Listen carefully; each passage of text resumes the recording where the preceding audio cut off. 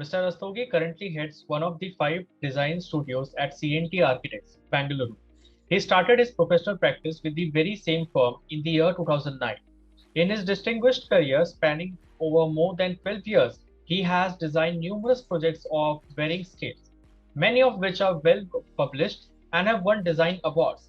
His portfolio of work majorly includes commercial and residential real estate, institutional, public, and interior design projects. Today, he will present his project, Baashyam Experience Center. So before I get into the details of project, the context is really important here. The way the site is located, this is right on Poonamalli High Road. So the site which is on the right hand side in light green color, that's basically the extent of a residential township here. And the marketing office is sitting right in the front of township. So basically the end of marketing office has got a view of this township which is under construction currently. Just to locate you, this is on Poonamalli High Road, which is one of the busiest highway in Chennai.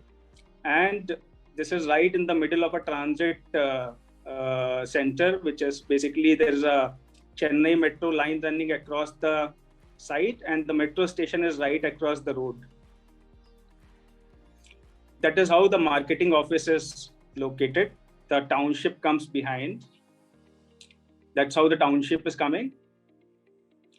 And the idea is that after the complete experience through the marketing office, visitors are brought to the back and they can see the under construction development of the project. So when we started with this project, we basically started with reimagination of a marketing office. So how does the marketing office function? So here we had a couple of challenges. So first was the highway, which was very busy. So we had to push the buildings towards little inside. So if you see the overall program by zoning, we have done 4 different zones. On the left hand side is the arrive zone. In the middle, that's the engagement zone, which is the marketing office where we have customer pods and the media rooms and other discussion areas. The experience zone here, that is where the mock-ups of the flats sit.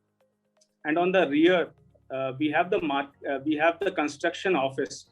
So eventually, when the customer is basically passing through the whole experience, but at the end, they're also brought to the construction office. They see the working condition of the construction team there. And then on the rearmost, they have brought to a viewing deck from where they can see the under construction project. So 3 main components. It has a marketing office, it has an experience center, and it has a construction site office. That is the figure ground study. So here you could see totally 3 built components and 1 open component, which is the plaza here. So plaza, marketing office, experience center, and the construction office on the rear. The basic idea here was we wanted any visitor to remember the space. Once they come in here, we wanted them to get engaged with the spaces, create memories, and remember the space in long term. So overall, if you see the way this project is done, it is a layer of visual scenes which are unfolded one by one as you pass through the whole project. So journey here is very important. So a lot of attention is kept on the journey. So purposely, we have a feature wall here in the right in the front, which separates the plaza and the marketing office part of it. So that wall does 2 functions. One, it cuts down the noise and pollution for the core activities. And 2, it does not reveal what is really happening. I think that I will take you through the pictures. It will be very evident that way.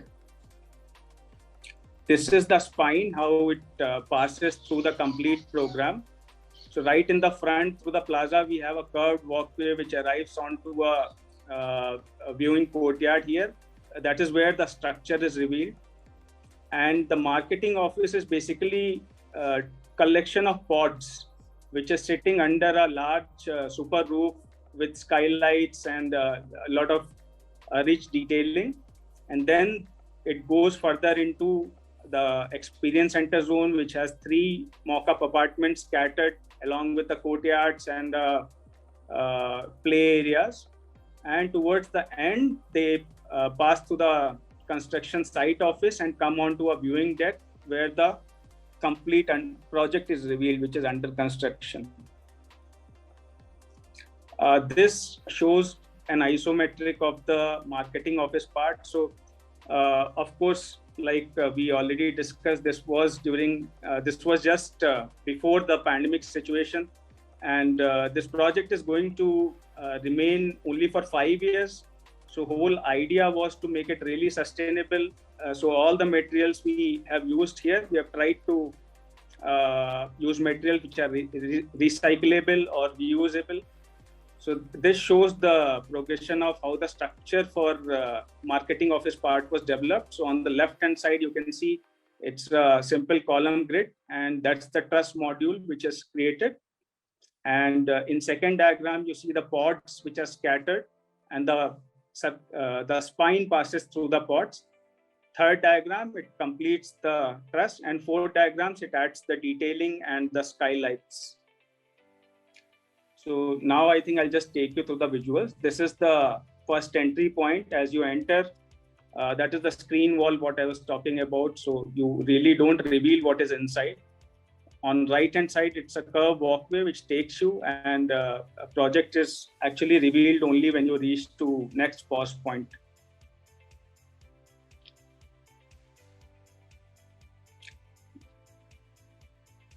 I'm not going to talk much here. I'll just run through the pictures.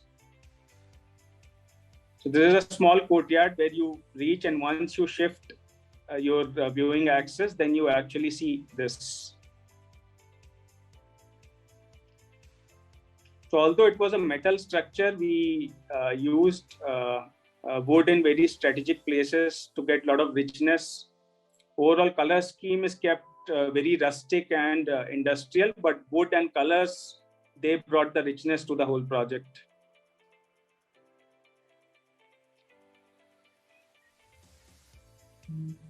That is the main reception. So that's the first spot where we have reception and display of the 3D model of whole project. The box in background is the media box, which is completely encased with wood, and it is done with a curved profile.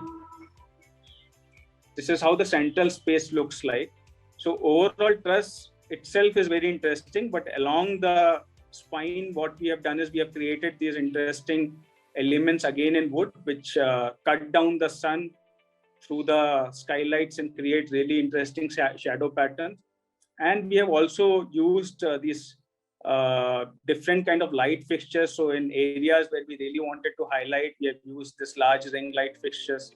Then we have array of focus lights which are highlighting the truss, and also it creates a very good ambience through the social spine.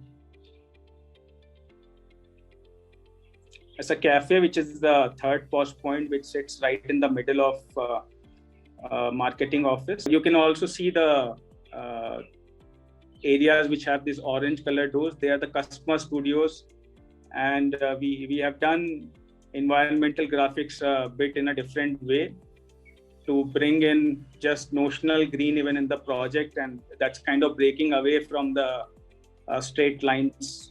And these are the kind of shadow patterns what that creates. Again, the materials inside the pods are totally different, which bring in again lot of enrichness into the spaces. That is going into the experience center portion, where the spine scales down to match to scale of an apartment lobby. So once they enter into the mock-up flats, it suddenly is not a drastic difference in the scale. A few courtyards on the way, which are again revealed at very strategic and different locations. And as we wanted to understand what materials have gone into the project, we have just roughly listed down. So of course, getting these brands as the core say materials was really useful for the project, because you could get them at any point. although the pandemic was going on. So generally for floor finishes, we have gone for RAK, Kajaria and Goel marble. Wall finishes we have gone for anti-core paint for the metal works, then generally Asian paints for the interiors. Glass is Saint-Gobain. Roofing is again Saint-Gobain. The metal works are Jindal. Graphics is 3M, and lighting is a combination of Abbey, Osram and K-Light. So yeah, that's it from my side. Thank you so much for sharing with us. Also, I would like to ask you, Shamit, that can you also share how did you manage the timeline challenges? While usually these kind of projects are very demanding in terms of timeline, how do you manage it this time? I think the material and labor was not really challenging. Challenging part was our travel, because there is a lot of detailing has gone into project, and it was very important for us to visit the project very periodically, which got hampered a bit. But I think overall we managed. The project was supposed to complete in 1 year, but it took almost 2 years to complete. So that's how the timelines got stretched. But eventually, I think we have achieved what we wanted. Yeah, thank you so much, Mr. Amit, and it really very inspiring to hear about this project. Thank you.